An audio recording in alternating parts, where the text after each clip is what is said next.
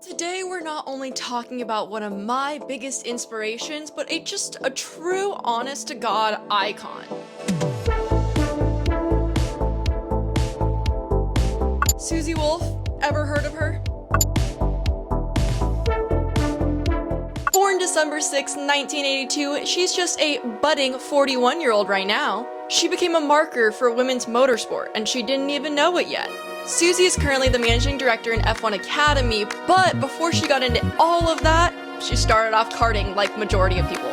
Post-karting days, she started with Formula Renault and DTM for Mercedes. Speaking of Mercedes, I'm definitely not biased and I'm definitely not a fan. Why would you think that? That's crazy. I've given you so much information already, and some of you still won't know who I'm talking about. So do you know who Toto Wolff is? Her freaking husband.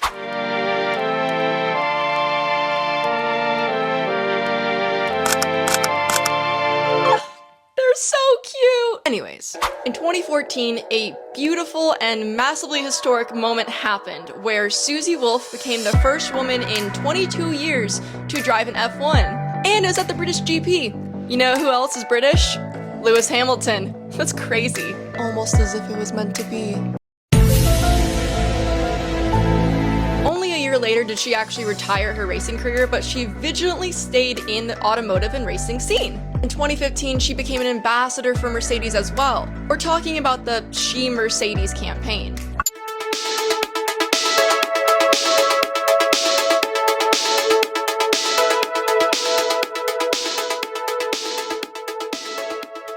Inspired by the best or nothing mantra, She Mercedes is a networking platform designed to, help women network, to engage them, to inspire them, just to help them connect. So of course Susie was all about it. Susie is a massive advocate for change as well as female equality within F1, and really just motorsport in general.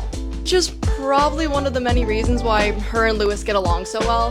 In 2016, she launched Dare to Be Different. This really honed in on female talent within motorsport. To inspire the next generation of young girls and women to understand that there are opportunities within motorsport, not just on track. Susie wants women in motorsport at any and all positions possible, and I think that's really cool, and I think it's really necessary, and of course I've gone through that in so many of my other previous videos. If you haven't seen those, please go check them out. Shameless plug.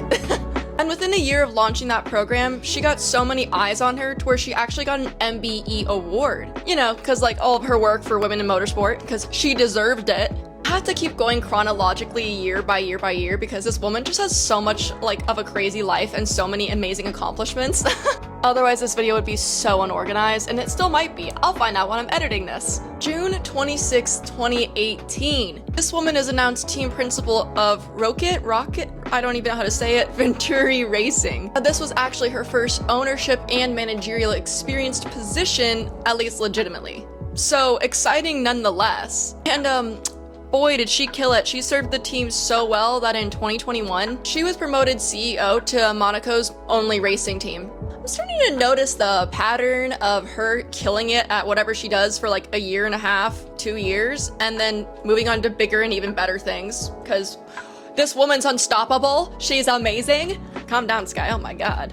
And I say all those things not because I'm biased, because they're straight up true. They are facts. Because in August of 2022, she actually announced her leave from Formula E after their most historic and best racing season to date. That season won her the Vice World Championship title.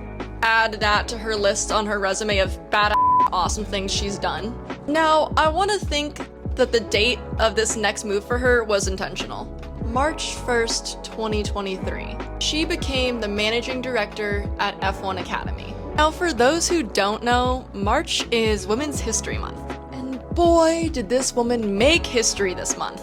In last week's video, if you haven't seen it, please go watch it after this. But in last week's video, I talked about Leah Block being in F1 Academy with Williams. And if you haven't seen this video, you probably wouldn't know, but F1 Academy is the female sector of F1. And Susie, among a bunch of other women, helped make this possible. And guess who one of the biggest supporters is? Formula One star Lewis Hamilton, who we all love. Yes, we do. He says that he's still surprised at the lack of representation when it comes to women in the sport. I love this man so much.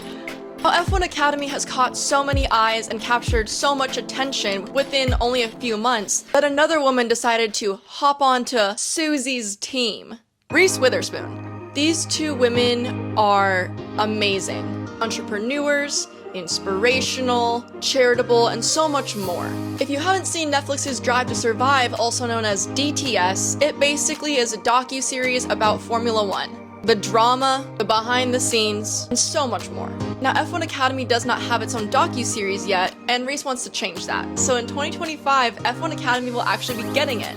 I could spend days sitting here and talking about one of my biggest inspirations of all time. However, like I said, it would be days. So we're not gonna do that, and I'll just leave you with a few parting words. She is a highly respected female race car driver, and that is a phrase you don't hear often. Not only does she have that phrase to her name, but she has so many accomplishments through charity, through helping women in motorsport, and so much more. And then you top it off with just her straight up intelligence and kindness. This woman truly is the whole package, and she's helped women move so much further. With all that being said, I cannot wait to see all the things that she accomplishes, because I will be watching 100%. Thank you, Susie Wolff. I literally love you. And thank you guys for watching. I hope you enjoyed this Woman Wednesday.